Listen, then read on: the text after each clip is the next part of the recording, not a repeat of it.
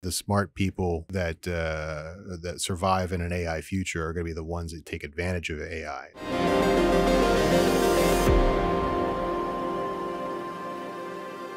Well, actually, that's one of the things I was going to talk about was, or was going to bring up at least to talk about was like hallucinating facts from an AI conversation, because that's a thing because I was testing out Bard, which came out this week. Yeah. The Chat GPT answer from Google.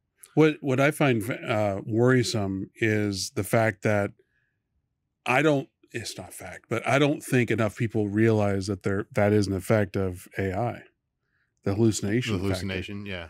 Yeah. Or as they call it on Reddit, the Mandela Effect, if you just misremember something and think that's just how it always was.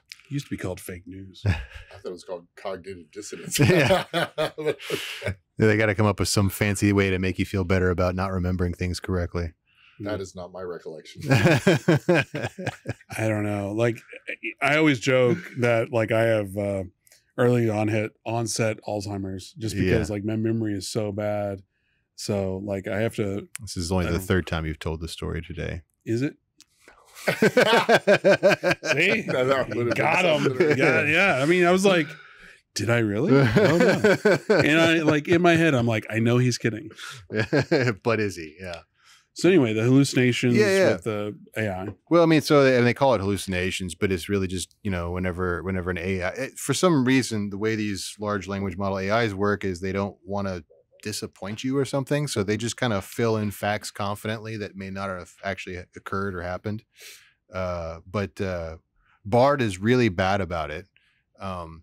Because with ChatGPT, like the language model it stops at like 2021 or 22 right. Or something like that, depending on which one you're using. And if it doesn't have recent information, it'll just say, hey, I don't know. Like that happened after I stopped thinking about things. Mm-hmm. And Google comes up to the present. So I was asking it, just testing out the boundaries, like how does this news analysis thing work? On the day that Bitcoin this week dropped to $26,000, it's telling me it hit a record high of $30,000. But it got other news stories correct that actually happened that day. So it was just kind of like. So it's the whole, like, we know this news will be worrisome, but let's try to please you. Yeah. So is it searching? So it's probably crawling and searching across, and it's probably taking the high of whatever, even if it was misinformation or something. Maybe. Well, I don't know if it's misinformation. It's just wrong timely. Well, yeah. Maybe somebody posted and published it onto their webpage, and but it hadn't actually. Maybe it went live and it wasn't supposed to. It could have, and it got so. It took that as fact. But, again, these large language AIs are interesting, but let's follow the money, right? It's like, here's my question, right? They're all going to continue to learn really quickly, and they'll probably catch up with each other.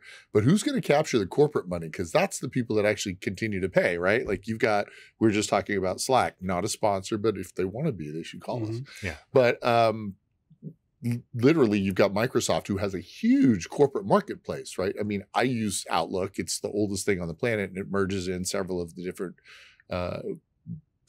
email servers that I have, right? Different web addresses, but they have the largest client base to some degree. Like Google, yes, it's used across institutions, but it's really on an institutional level. That's who's, the big companies are the ones that are paying Microsoft big money, right? So Google is like small business owners. I mean, I don't know how many big corporations use like Google Sheets and that Google interface. It's my understanding that it's really more of a Microsoft. Do you think setup. That?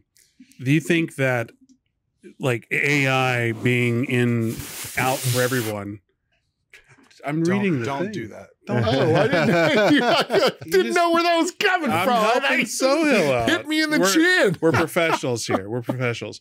But like, I agree. It's all about follow the money. And with AI being linked into like Zapier or the different integrations, the different APIs that are coming about and the different technologies, and some of what you're just saying about follow the money is like, then why are they even offering it to little guy to play with?